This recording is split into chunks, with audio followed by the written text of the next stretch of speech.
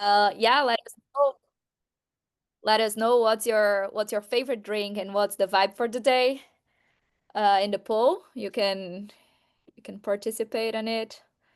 Get to know the majority is in the vibe cozy but paying attention, and get to know also your background in behavior change and behavioral sciences.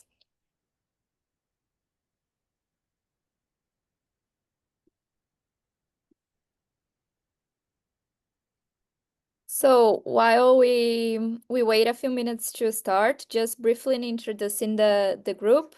The idea today is to do the relaunch of the behavioral systems group from Bessie.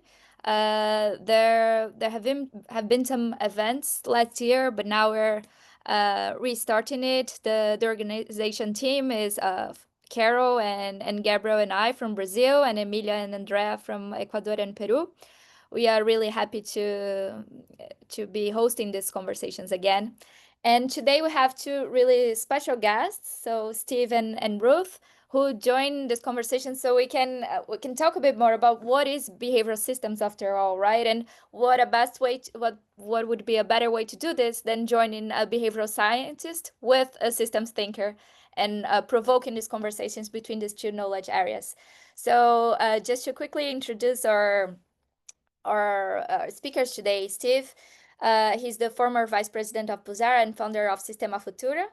And Ruth is associate professor of behavioral design at the Illinois Institute of Design. And yeah, let's hear what they have to say about these topics. We'll discuss broader um, concepts about the area, what is the value for it for the applied behavioral science and behavioral design perspectives, and also go a bit deeper in Ruth's paper, the choice triad model, which offers some applications in the health sector and others as well. So really looking forward to that. With you, Steve. Howdy, howdy. Hey, everybody. Welcome so much to our most recent behavioral systems group. As they mentioned, we had a group last year, which was very active and very fun, which I was leading, and I am very happy to turn over the reins to Caroline, Flora, Emilio, and Andrea, and others, so that they can lead this group. So the core concept, as you see, is this combination of behavioral science and systems thinking. Um, and it's meant to be fun because the field is fun and the field is exciting. And there's really no one more fun that I can think of than no activity I can think of that's more fun than just chatting with Ruth because she's been one of the leaders in, let's say, in many ways, the leader in our field for many years in thinking about this combination, thinking about this synthesis of these fields. And so I see we have a lot of new folks today. And so today will be both an introduction to the group, Flora, Caroline, and the team, and to, if you don't know her, Ruth, because you really should, because she's awesome. So there we go, and we framed it as this coffee chat. Though I'm going a little non-traditional here, and I've got a fruit smoothie in front of me. So I think that was the first poll question. So Ruth, welcome. It is wonderful to talk to you. For full disclosure, Ruth and I were just talking about behavioral systems like an hour ago on a different call. It's just, she's just one of the great people to chat with in the field. And so this is kind of a continuation of this ongoing discourse. So first of all, do you want to talk a little bit about yourself and what you're drinking today? Absolutely. And thank you all for having me. I see some familiar faces and names, so it's always great. I know that this group was paused for a bit, but it's great that it's restarting. So thank you all for kind of taking the lead there. I will say you can't really tell because this is very generic, but I am a coffee person, so that is what I am dosing up on right now. Um, But in terms of kind of who I am, what I do, for those of you who don't know me, I am a systems person, but even more specifically, I come from the field of design. So just to be clear, there are lots of different ways of thinking about what systems are, what they do, how to think about them. The sort of aspect and the place that I come from in that conversation is from systemic design and sort of using a not just systems methods, but thinking about how systems operate, how they work, how we think about infrastructures. And what I love about that combination with behavioral science is that increasingly, I think lots of people, we're certainly not the only two folks talking about this because you all are here, but the idea that we can move build on what has currently been kind of the focus of behavioral science, which is more targeted nudges, choice architecture, and also think about these bigger issues. There's so many enormous issues in this world that benefit from behavioral thinking, but we currently are still sort of at this point where we may recognize that's important, but we don't yet have even shared language, let alone tools to do this. So I think that part of the benefit of a group like this is that um, we're all interested in this issue. We're all probably coming from different experiences. And so having this conversation with Steve is great because I think it's through conversation that we're all going to get smarter and learn from each other because there is no one right way to do it yet. So, couple of things come to mind. One is, of course, we introduced you as a systems thinker, but to be fair, Ruth has long done both, right? So behavioral design as well as systems. And so, just building on what you just said, like, different problems we need to solve. Like, can you give us an example? Like, what led you to this? Or you can give a current example of why do we need something different than systems, comma, behavioral science? What what's lacking here, and where's a case where we need this? So in a weird way, I'm actually going to go back to my prior career. So I am now an academic. I've been teaching at the Institute of Design full time. I'm a tenured professor, all that good stuff. But I spent many years in the consulting world. And in a weird way, actually, the roots of what I do now and the reason that I think systems are so essential is because I was working with clients in healthcare, financial services, education. Like these are systems, right? These are not just about looking at individual behavior. So for example, if I'm on a healthcare project and we're trying to get people to, act better because they have, diabetes, just as an example, we can target individual behavior, but we're losing an awful lot if we're not considering all of those important contextual things that aren't just about the human context, but also about kind of that bigger, broader context. Who benefits from people taking care of their diabetes? Is it the individual, families, insurance, more broadly, right? So I think a lot of what I got started with was I saw the problems that my clients were solving, and they weren't only interested in behavior. That was a lens that I kind of insisted that we take also, but also within organizations. So I worked at a company called Deloitte, which probably many of you are familiar with. Um, and I was also just fascinated by how the system of a large company like Deloitte also had a huge impact on behavior, but not in an explicit way.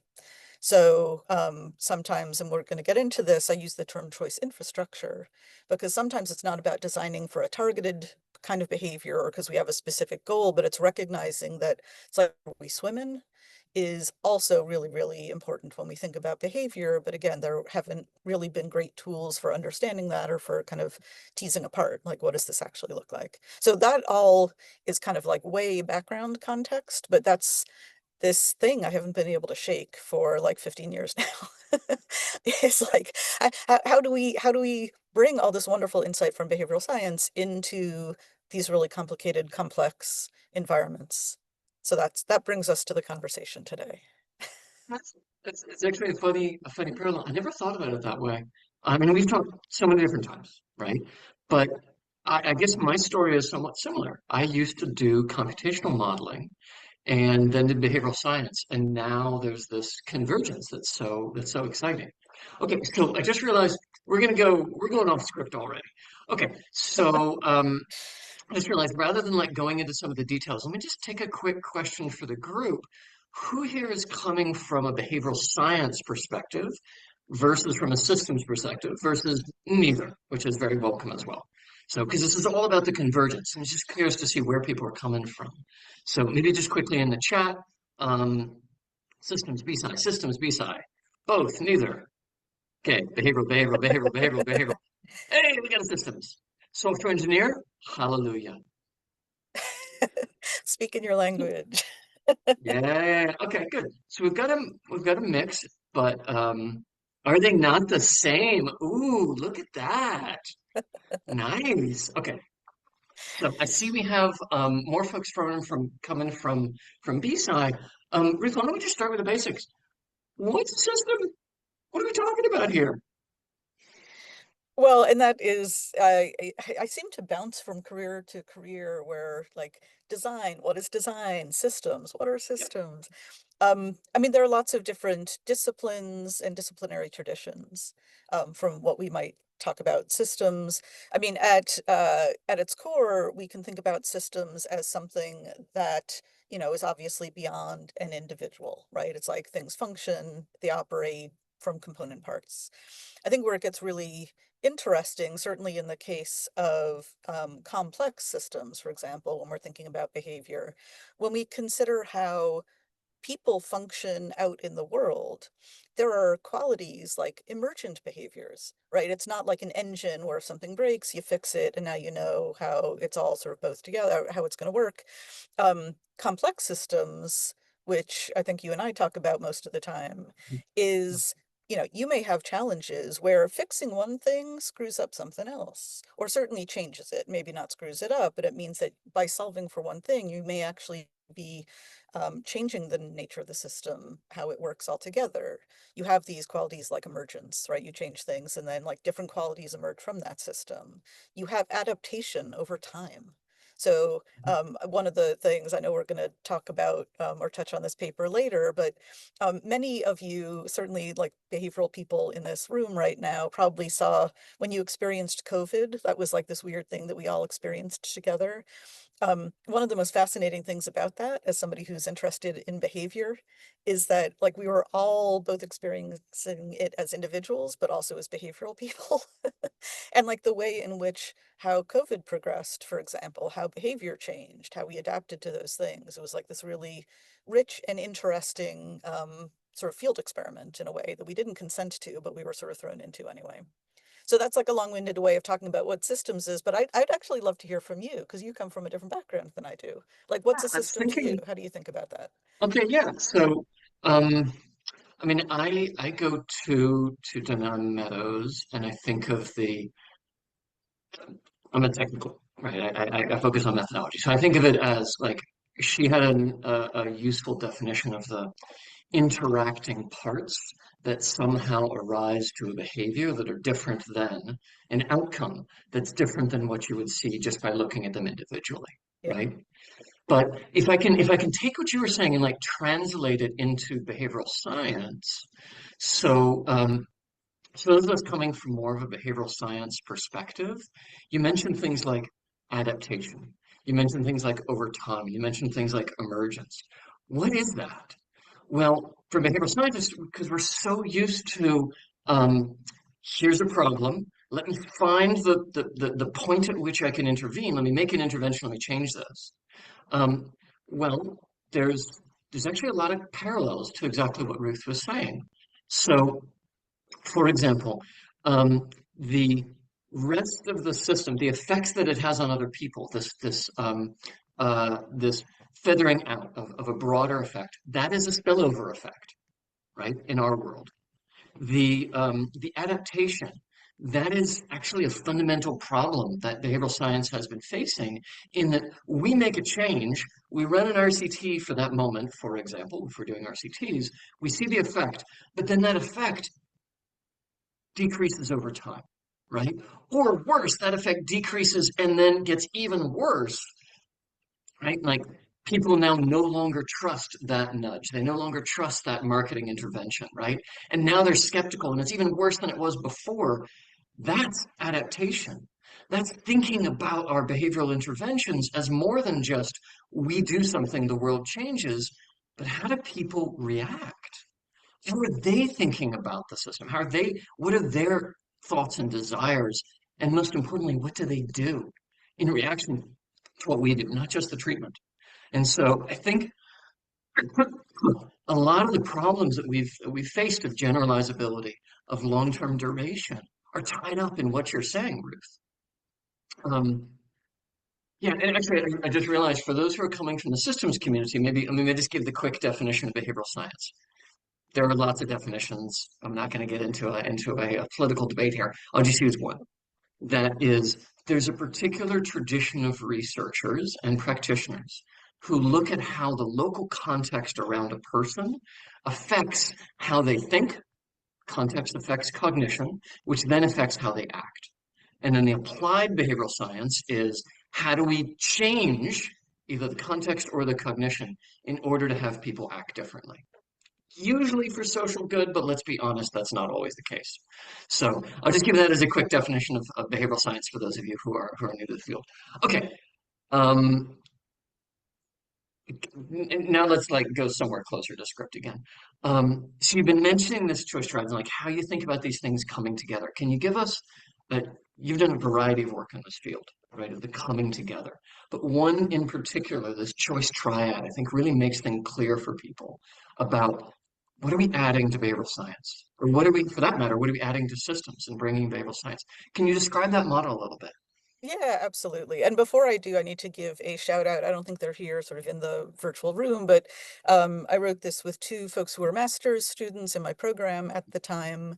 And also Piyush Tantia was part of, he was the former chief innovation officer, chief strategy officer, I forget, at Ideas 42. Oh, thank you, Flora, for putting that in the chat. Piyush was part of these conversations as well, because he also had this like bug in his ear about like, we keep talking about behavioral change, but what do we think about when we, or what does it mean to enlarge that? So he was also contributed to some of this thinking. This basic idea of the choice triad, I feel like this is my universal sign for the choice triad when I talk about it. Many people, like what Steve described earlier about changing a choice environment, is what is commonly known as choice architecture. So that term is probably quite familiar to folks who are in that field. It's, you know, this idea that we can improve choice architecture, make better decisions. So one of the simple but kind of classic, easy to understand examples is the salad bar or the buffet, right? You put the healthy stuff early so that people fill up their plates. It means that people have fuller plates before they get to the cookies and ice cream. So that, you know, we've just changed the environment a bit. But choice architecture tends to be focused on, again, as Steve said, kind of a particular behavior that we're targeting. So we're trying to do something. We see that people aren't either acting in their own best interest or they're acting in ways that are counter to the greater benefit. So how do we architect a better set of behaviors and ways to judge options? That's great, but also the reason for this triad is that it felt increasingly like, well, that's incomplete. So there are two other dimensions, one of which is very systems based, but the other one, even if it feels less systems-y, I think is equally important to this conversation. I mentioned this term choice infrastructure, I think a moment ago, or I was thinking it if I didn't say it. To me, what choice infrastructure is that it's not just about looking at individual behavior change or interventions that are targeting a specific behavior, but it's recognizing that we are surrounded by choice conditions, which are often, I think of it as like the plumbing that surrounds other stuff, right? So things like hierarchy. If you work for a company, for example, something like a performance management system is not trying to change your behavior in an explicit way. It's not designed for that purpose. But I would guarantee you, it's very likely if your performance management system at your workplace rewards certain things over others, that is likely to inform the kinds of choices that you make. So this sort of choice infrastructure idea is that we can look at things like both hard and soft aspects. Sometimes it may be technology. Do we have access to certain kinds of technology that may allow us to do things or not? Um, it can also keep some people out of making certain choices. Like in the COVID example, at least in the US, a lot of the sign-up systems were digital. You had to go online and do things, and like that actually complicated their other people's ability, people who didn't have that access to get vaccinated, for example. But we can also talk about soft infrastructure. That's equally important. So things like the social environment that we're in or cultural norms. We can even talk about like use of space. One of my PhD students is actually working on looking at the intersection of behavioral science and architecture. And like how, if somebody has a private office with a door they can close, or they're in an open environment, that again will impact behavior, but it's not targeted in that way. So choice infrastructure is sort of a second leg of the stool. Um, you sound like you look like you're about to jump in, so I just want to Oh, give I you a have so many second. questions. No, finish the Okay, model, and then so I'll just I'll talk hold on. about the third part and then we can back up. So the third part is actually kind of very much from my home base of design. So it's because I like rhyming, I suppose, what I call choice posture. But posture is not just a rhyming word. When we think about posture, it's about the human element. And it's not about cognition necessarily, but about the fact that we have predispositions towards things. Um, we have, if you literally think about a posture that somebody has, we can feel defensive and kind of like, you know, be worried about engaging. We can have an aggressive posture towards things. When people talk about things like reactance in behavioral science, that's having a very skeptical posture about like, no, that is not something I want to do. I see what you're doing there and I'm not going to do that. So this notion of posture is important because it gives us insight, for example, into how people even perceive the options that are put in front of them or that they may do, or even what seems possible or viable. So the idea of choice posture might mean that, if, like I live in Chicago, so there are certain neighborhoods which haven't necessarily been treated equitably in the medical space. So people have felt like, they don't get the treatment that they need, or they feel, that doctors are not necessarily their friends. Sometimes they can feel like antagonists. That's a very different approach than somebody who feels like, well, of course, I trust my doctor. I do anything they say. Like they're the ones who are going to give me the right information.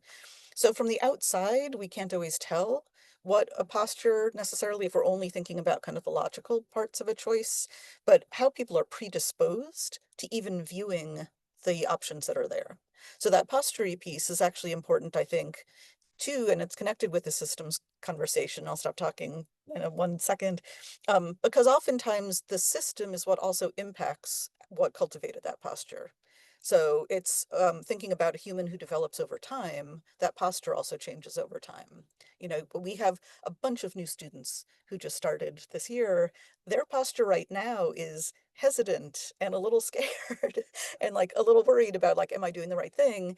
And I guarantee you by the end of this semester, their posture will have entirely changed about how they feel about themselves, how they interact, how they take charge of their own learning. So it doesn't have to be can change over time. It's really sort of dependent on the environment and the experiences, I would say, more than anything else. So anyway, I'll pause there.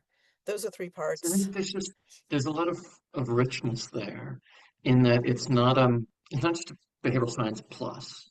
It's a way of thinking about the core parts of a system that interact. And yes, one of them happens to come from behavioral science.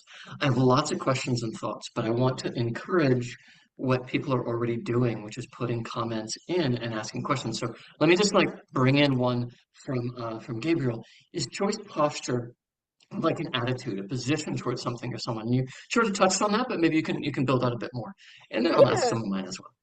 Yeah. No, I think that is absolutely getting at it. So it's that sense that, right, we already know, and behavioral sciences, tells us this, that we're not always logical, rational. I use air quotes because even those words are a little troublesome sometimes. But we don't always make, the decisions that are best for us.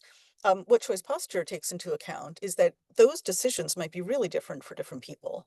Our values might be different. The frames that we even see options presented are going to impact how we look at what is potentially a good or a bad thing to do.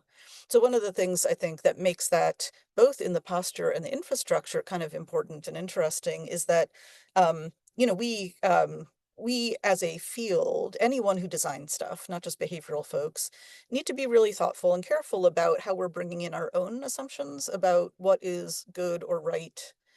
Behavioral scientists have some of these conversations already about, making sure that it's not just about being ethical in terms of, fraudulent research, but it's also about like checking ourselves. We bring biases into how we design.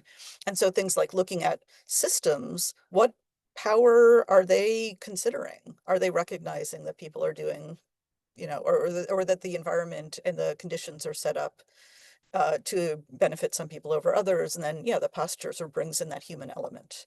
What is it that we can see how different people are going to judge different options very differently? And that may be okay, but it's also recognizing if we're designing, we need to have that information. Cool. I want to build on a question from Shruti and one that I often hear in the field. And I guess there are two sides quite similar to it. Which is, are you saying that systems work is incomplete because they're not thinking about people? And are you saying that it's somehow wrong and broken? And the same thing, like I hear it on the behavioral science side, from long-term behavioral scientists. Are you saying that what we've been doing is wrong and that it's incomplete or broken? Like, what is this? Where does this three-part model fit when we have these existing communities? I think, and maybe I would use, I hesitate to say like, oh, it's sort of incorrect or broken. I think it's more that in many situations, we benefit from different lenses. So that's the way I might position sort of the value of this is that if we're only taking a choice posture sort of lens, for example, we're going to miss out on all the amazing data and evidence that we have about behavior. If we're only looking at systems, we're going to, yeah, overlook potentially the fact that systems, as I sometimes say, systems going to system. Like systems do what systems are intended to do.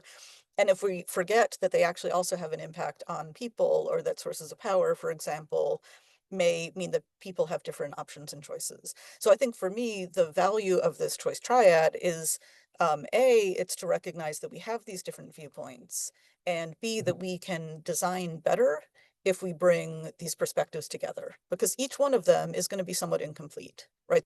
They're all going to focus sort of from their own home base. And it's in bringing things together that we can think about behavior and the attitudinal part of people, but also recognize that all of this is happening in a much larger context. This is actually fun because I feel like I'm channeling the conversation of others as well as I've got lots of my own thoughts on here. So let me try another one. Um, One of the challenges for behavioral science, as I mentioned, is we do awesome work on cost-effective focus nudges, but sometimes it doesn't work. And this is sorry, it's a little easier for me to see the chat on this other window. Pravina's asking like something that's related here is in thinking about unintended consequences in systems, can you give an example, right? And how does this approach? How does behavioral science help fix that for systems? Address those situations where there are these unintended consequences. Because it's not just that behavioral science is not always the right tool. Of course, systems work, as you said, like it's a different lens you can apply. So can you give us like an unintended consequence, systems going to system? What does that actually look like? Say in an environmental behavior or political context. So let's get more concrete here. Give us some more examples. Well, there's one, this is less about sort of sustainability or things like that, but there's an interesting example of even just within organizations, right? Like that's sort of a nice little Hmm. ecosystem that we can think Yeah. about. So there are ways in which, again, like I worked at a huge consulting firm. That consulting firm was totally set up to be efficient. It's Hmm. enormous, hundreds of thousands of people. The way that that system operates is by making things very rule-based. um, that works great, but it can also start to feed certain types of behaviors because it is designed to be efficient. So it can leave out, for example, um, uh, new ways of doing things, right? Like that doesn't fit into our system because the system is already set up to operate in such a constrained way that even things that are beneficial or that may be good ideas or that, there's a good reason for doing things differently, the system itself has sort of become so codified and so good at doing what it does that now it's really hard to sort of take steps back and to redirect. So there are ways in which sometimes systems can be really effective, but also somewhat unhealthy. And that can then impact behaviors.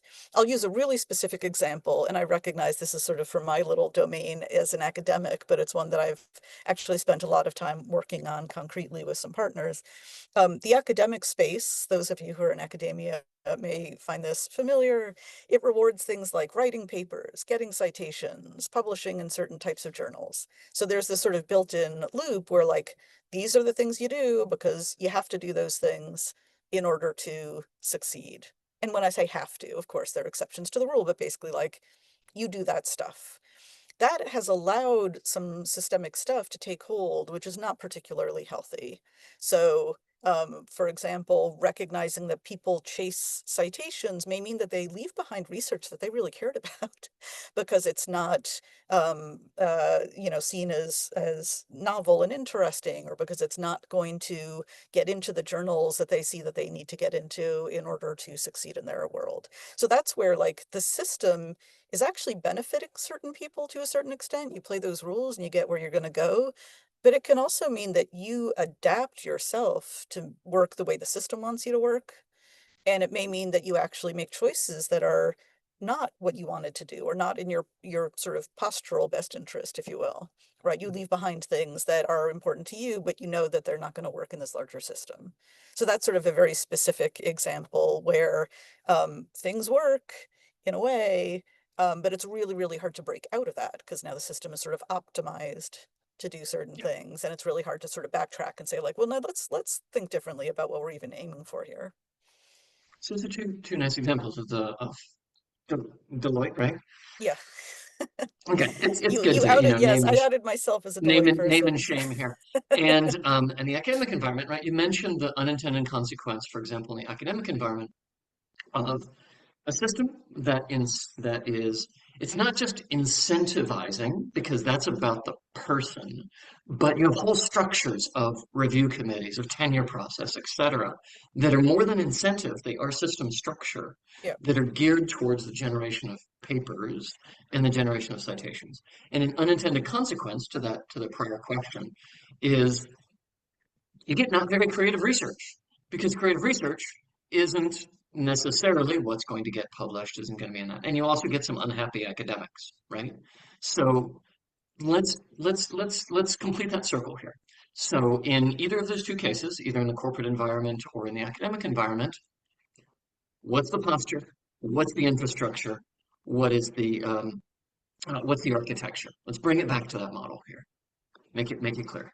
So I think, and actually the interesting thing with the with both of those examples in a way is that they are infrastructure and posture, and what maybe hasn't been as addressed is the choice architecture. So the infrastructure, I would say, is the fact that like these systems are set up to do certain things, but they're not targeting specific kinds of behaviors. They're You more get your like, HR team, you've got your exactly. actual rules and regulations, you've got your meeting schedules. You've Okay, got so we got those. hierarchies about who you get Cool. reviewed Yeah, by, just all want to make that them kind of stuff. concrete for folks. Yep, Yeah. yep. No, that's helpful. Okay, cool. And in the case of the academic stuff, right, you have, journals and the ranking and ratings there, and sort of what it is that you're trying to aim for. And you have what's called in the US tenure, so that you get, promoted into that kind of stuff. So it's like, yeah, it's incentives, but it's more that the system is set up to do this. So that's where choice infrastructure sits. There's nothing that anyone has deliberately designed and said, we want to make sure that you are doing things differently. It's just like, this is the operation, these are the terms that you're working within. The postury piece is where, for example, in the organizational context might be, and I was one of these people, I was a designer working in a place like Deloitte.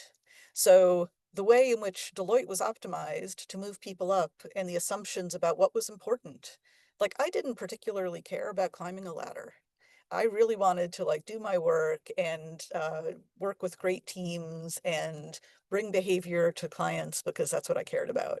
I cared a whole lot less about the things that the structure was set up to reward.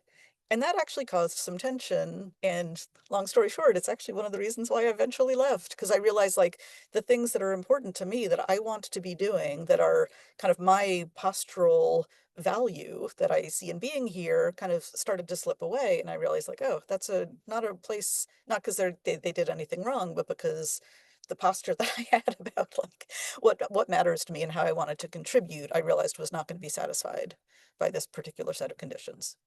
Which makes me think like I should have realized this before in your model, but I didn't.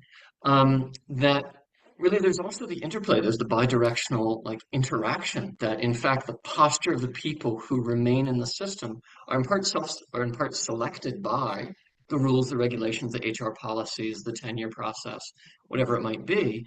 And of course they're shaping that. And so there is that ongoing relationship. Okay, continue with the choice architecture part because I got you a question on that. I have a question on that for you. Well, and what's interesting there, I think, is that I think there has been less attention. So this may be a case where when we talk about how these different sort of parts and pieces are incomplete, like those are both examples where there probably is not necessarily as much. Oh my gosh, that's like mega smoothie. I don't even know what that is. I take my smoothie seriously. It's got chocolate in it too, so it's more of like a fruity drink. Okay, go for it. So yeah, but both of those examples actually, when I'm sort of looking at them as ways that we can think about this triad, the notion of architecture may be a little bit left out, like that idea of how to encourage certain types of things, how to set up choice environments so that people are doing the things that make sense either for themselves or for the greater good, um, maybe a little bit less present. One of the things that we do talk about in this paper, I talked about COVID earlier, so that is maybe another example where there really is, I think that's a good example where there's a little bit of all of those elements. So obviously the infrastructure is more about how do people go about getting vaccinations, or what is the healthcare system trying to do, or, how do we manage, for example, that, keeping kids out of school for fear of getting infected, or putting them into school because we fear that they're not going to get socialized. Like those in some ways are sort of these big infrastructural things that are making, they're not making decisions for us, but they're kind of, weighing on us as we sort of think about those. The posture is about whether or not to get vaccinated, or, fear of engaging in, close interactions with people. Like there are people I know who still wear masks because there are worries about, getting infected, for example, even though Yeah. it's become more normalized. And that is a situation where I think there was a ton of choice architecture. And it's interesting because, again, like for people interested in behavior, that was such a rich vein of research. What helps people, for example, what encourages folks to get vaccinated? What encourages people to wear masks? What keeps people, even I remember, I forget who it was, it may have been George Lowenstein, I think, made some comment about even the term social distancing, right? Like that Mhm. sounds terrible. That sounds like I can now not socialize. Like when I need it the most, I actually need socialization because we feel so isolated. And yet this sense of social distancing in a way is like, that's framing, right? So thinking about what are the norms in terms of that. So maybe that's a good example where I think all of those things were considered, and maybe those other two I introduced before are in some ways sort of heavier handed, and others in some aspects than others, if that makes sense. Because as you're describing posture, I'm hearing a lot of behavioral science. I'm hearing a lot of um, the history of the person that shapes which um, biases, heuristics, mental shortcuts, etc., might be activated. I'm seeing a kind of a blending there. Now, I have two kind of related questions here, which is since a lot of the audience are BSAT folks, right, where Yep. my background is. So you just described this system of academic tenure and producing of papers, or in Deloitte. Um, I'll leave aside some of the comments of what they're producing, but consulting and effective and efficiency towards client goals. What's the role of the behavioral scientist in a system informed? What do they do? What is this? How is this different than, hey, I have this form people aren't completing.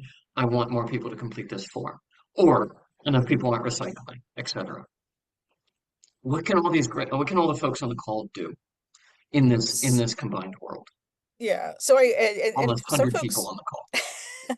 well, and some people may totally disagree with me on this, because I know that, even like, let's look at the term behavioral science. Science it demands, implies, that we've done scientific experiments. There's a reason why RCTs are, often sort of seen as the gold standard, even if they're not always possible. Science means that we're coming to, we're able to demonstrate causality, right? One of the benefits of thinking scientifically is that we can have much more confidence in the results that we get. However, and this again may be, uh, um, provocative in some, for some folks, there's also there are situations where science doesn't apply that well. And I think that's where it may be less about saying like, we're going to take behavioral science as is and drop it into systems than recognizing how do we even adapt or understand the value of all of these different insights that we have gained through behavioral science and see how we can design different ways of creating choice conditions, which may be less reliant on causality and may be a little dissatisfying in the sense that we may not be able to track back. I'm not to say, this is not at all to say that we shouldn't test, that we shouldn't evaluate, that we shouldn't capture all these ways in which people can, benefit from learning about what has worked.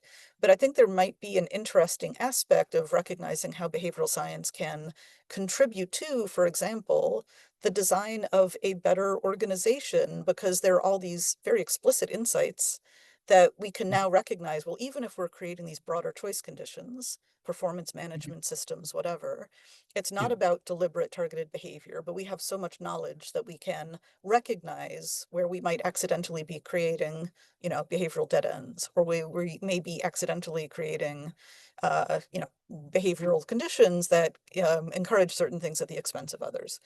So I think it's sort of taking what we know and love about behavioral science and not throwing that away one bit. That is still essential, but also recognizing that we can kind of adapt those insights to other types of problems, which may be dissatisfying in that they're less scientific, but they can also benefit from that kind of thinking and that kind of I, approach. So I that's can't that's resist where a I would small. say it. Hmm? I can't resist a small tangent. Have you looked at have you worked in critical realism and like causal packages, context, No. mechanisms, outcomes? Oh, it's Tell very me cool. more. Tell me Different more. foundation. Yeah, yeah. So the idea is like you're right. RCTs come from a particular philosophical tradition of positivism, right? That Yep. you are assuming certain things about the world and how causality works. But there's another field in philosophy and then in lots of practitioners that come off of that say no, no, no, no. The world is never you do something and effect happens. It never works that way. It's always multi-causal, right? It's when we run an RCT, that RCT has an effect.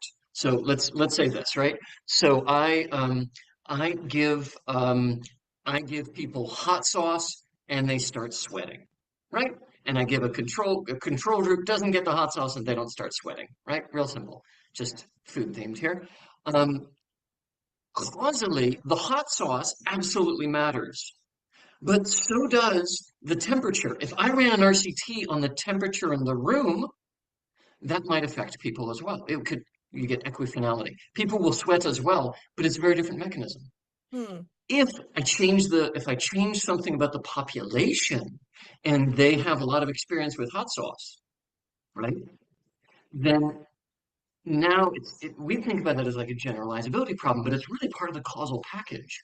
Who are you working on? What is the real setting? Anyway, it's cool stuff on how we can think about how behavioral science can embrace these complex causal systems and not let go of causality at all. Okay, sorry. So Back. you'll have to send me some of some of these articles and Oh, whatnot, because that it's so does much sound fun. very super relevant. Yeah. Well, and if I can, maybe I'm now taking over the interview a little bit here too, but like, I think part of where some of this value can also come, like we all live in this world right now, which is very different than the one from 2 or 3 years ago, where AI is now increasingly in people's hands.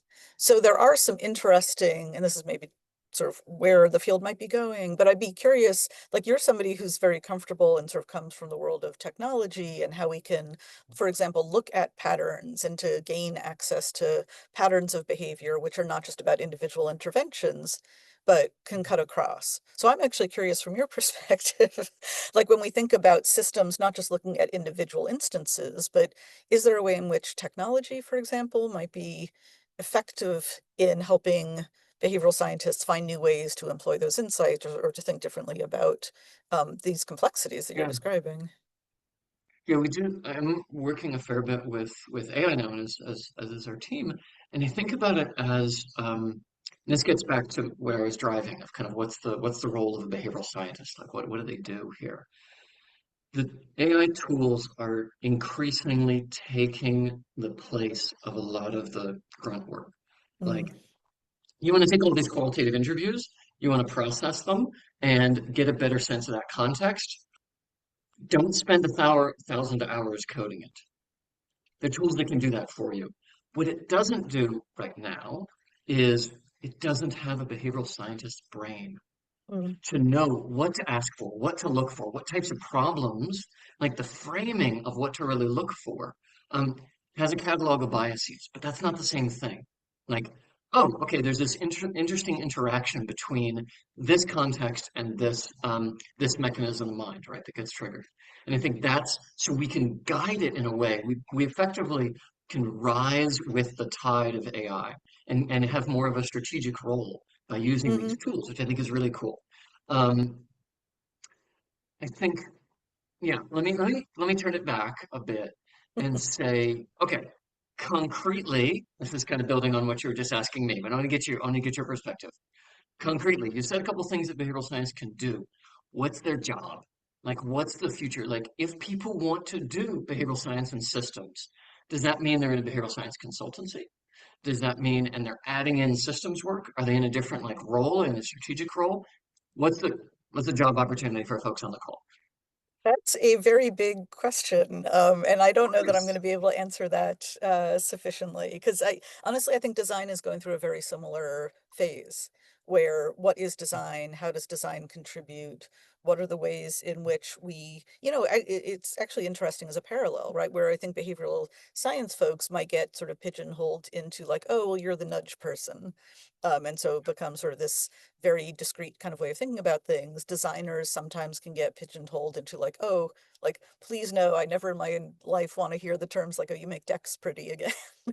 Like, it's not just about kind of doing individual kind of small scale benefits. I do think you use the word strategic or strategy. I think one thing that we need to be very aware of is that there is not currently like a job title, which is the golden thing to aim for.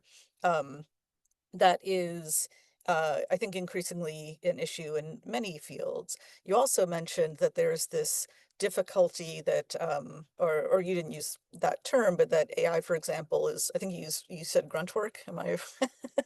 So it's actually a real challenge slash problem that sometimes AI is getting used for some of those sort of more early career roles, and it's harder for people to get steps up.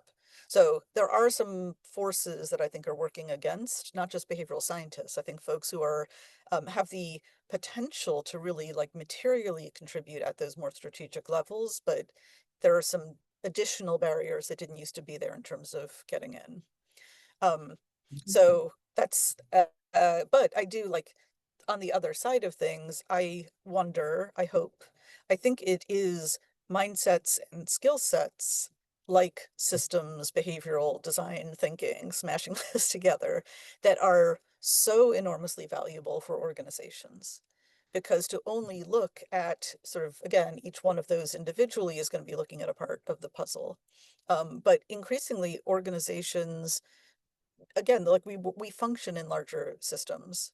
Mhm. So yeah, I struggle to like concretely answer like here's exactly what folks do because I think that that is we're at this weird inflection point where I feel like Cool. people in this Yeah. community are so valuable, but it's hard to find that specific role or place because organizations are also changing at the same time. Yeah. I think that's a great point. I mean, I've Not to be a seen downer about it, I know. no, indeed. I've seen the rise of the strategy side, but I didn't think about how that's usually a more senior or mid-level role, and it's hard to get it. So I think behavioral science has long had a consulting and a kind of client-focused internal client or external client go change this behavior. I think behavioral science with systems has a that's better, right? As you mentioned in designing interventions that are aware of the system and where the infrastructure around it. Um, I think there's the strategic role, but then what's the entry point for people beginning in the field to do both of these? I don't know. That's very interesting. I think that's very interesting. Let's turn it over to the audience. In fact, um, so we have about 10 minutes left. Let's just go through some of these questions. I love people to think about like how would you want to apply this in your own life and give some ideas for others. Um, and not to be a just to counter that downer. I actually don't think for entry level people for people who are just coming in behavioral science, I don't think the everyday behavioral science is going away at all. I think that has remarkably stayed. It's actually a lot of the qualitative research Mm, and a lot of the more basic quantitative research that is in trouble. I think behavioral science is still very much in that um, an expertise on what to look for and the frameworks and understanding that I haven't seen as much impact. I haven't seen that impact in that space. So just to counter that down. Okay, yeah. we have so many questions here. I love it. In fact, here, just so I don't have to look over on that one. Um, if you have particular ones that you see that you really love, you can draw them out. But okay, when repeated behaviors come from patterns, how do they solidify into new rules or systems? That is a really nice question of the interconnection and the adaptation of behaviors over time. From Praveen. Well, Thank and you, Praveen. what that also reminds me of, I think you mentioned this earlier too, that things like posture can shift systems eventually too, right? So I think what that speaks to is that all of these aspects influence each other.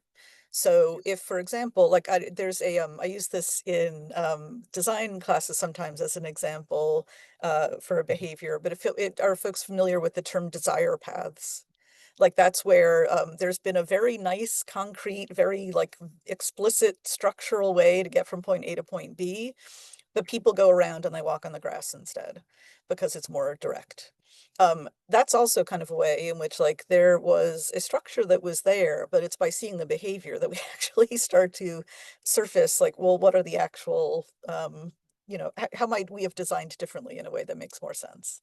So sort of taking that sensibility of desire paths where instead of like putting the road down first, then realizing that people don't Yeah. use it because they walk around the tree, like how do we experiment with ways to understand like what are the things that people do, what are they more likely to be, what are the behaviors that are sort of naturally there, and how do we sort of recognize and design for that? So that's a way in which I don't know if this is like answering the question per se, but that's a really great example actually of how behavior and systems are not unidirectional. Like we can Yeah. actually sort of upend some of those things when we see how people actually work.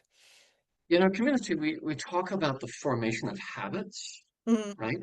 And that it's effectively a within person lock-in. But what you're pointing us to is there's a lock-in, there's a shaping of the system, right? It's bidirectional of the physical path, like your behavior is creating the infrastructure, right? In addition to the more localized choice architecture around that. Okay, so I Yeah. think this question, there are lots of them in here, but I just want to attack one that is kind of a core question we all get in this space. How do we best define the scope or limit of a system in a behavioral science project? So, considering the world today, the more interconnected, interdependent before, as example, like we can use globalization, et cetera, but there are where does the system stop? So for behavioral scientists who are maybe not in that strategy space, but they're doing behavioral science, right? They want to understand the system around it and use what you're talking about. How do they not go crazy in that it's everything? Yeah, no, and that I think is an age-old challenge when we're looking at Yes. systems. It's like, well, everything is related, everything's interconnected, and therefore, like, well, what isn't part of the system, right? That becomes sort of challenging there. That may be where there is, certainly if we're starting kind of from that behavioral science center of gravity, there are things that we may identify that we want to focus on. And whether or not we can still maybe take this choice conditions view, which is that we're not necessarily targeting individual behavior, but we may be able to identify some specific outcomes that are important or relevant. So there still is, I think, that need no matter how you slice it, if it's about behavior change as the target goal or about broader outcomes within a system as the target goal, we do need some kind of guardrails, because otherwise that is exactly what's going to happen, where, yeah, like everything is connected and therefore we get lost in all of these blades of grass and we forget like what it is that we're actually looking at. So that's actually really, I think when starting any of these kinds of projects, being really explicit, aligning with the people that you're working with or with stakeholders who are in the field, like what is it that we're trying to do? And being really honest about like where are we starting to sort of lose the thread, or where are we going beyond what's going to be useful and interesting, even if they're kind of tenuous connections. Like that's the only way to keep things manageable.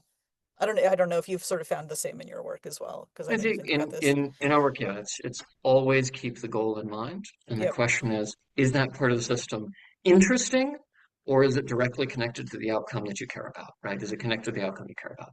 Interesting has to wait. Yep. Yep. We have to kind of focus ourselves. Okay, I have one more.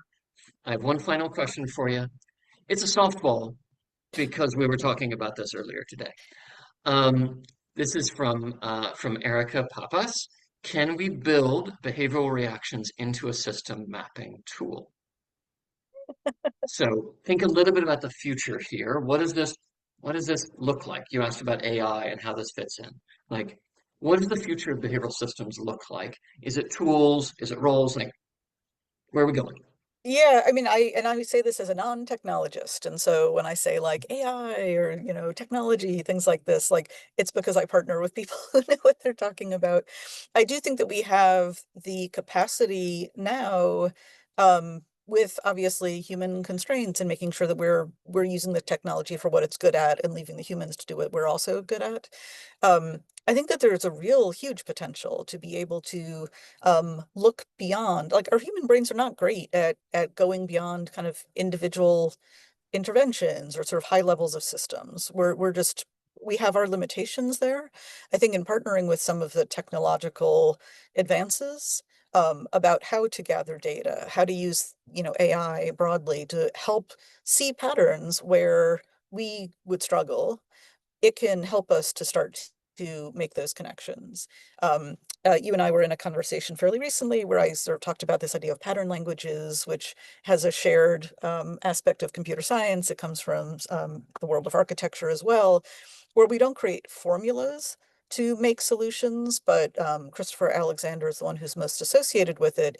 He had this theory that we can look at component parts and recognize what's contextually necessary and realize how we can combine and recombine so that we're not duplicating a solution, right? It's not that generalizability thing where we just pluck something out and put it somewhere else, but we can recognize we have a lot of knowledge, not just about individual interventions, but also increasingly we might be able to glean knowledge about how relationships between components work. So it kind of speaks to what we were talking about earlier, where with these more complex or complicated ways of thinking about behavior, we also now have tools that are much better at looking for patterns in that than we have before. So it's not a magic wand, but I do think that there's a huge potential in pushing on that and seeing where that can help us become more collectively sort of good at that as a discipline.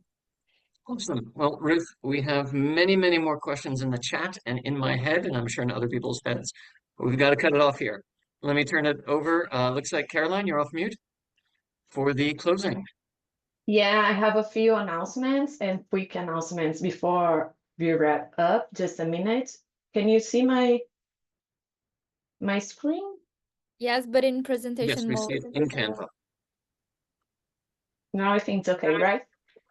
Mhm. First, this is just the beginning of our journey into behavior systems. So in about 2 months, we'll be back with a new event. So stay tuned. We'll keep you updated. In the meantime, we'd love for you to stay connected with us. We have this LinkedIn page, so there we will share with you updates, reflections, and resources to keep the conversation alive. Here in this slide, I think you could see, yeah, it's here. Here in this slide, you can see a Google Doc prepared with reference and resources related to the field. Don't worry, because we will also share this with you on our LinkedIn. And don't forget our YouTube channel where you upload the recordings of our events. The session from today will be available there very soon. So if you want to revisit the conversation or share it with others, you'll find it there very soon. Thank you all for joining us today, and see you soon in our next event. Just want to quickly say thank you for bringing this group back together again. It was a lot of fun last year, and it was entirely my fault that it didn't continue. So I'm glad we have a new cadre of folks and who are leading this forward and just providing this to the broader community. So thank you, Caroline. Thank you, Flora, Andrea, and Emilia. Yeah, thanks everyone. Thanks all. Thank you, Ruth. Bye. Bye. Bye. Thank you very much.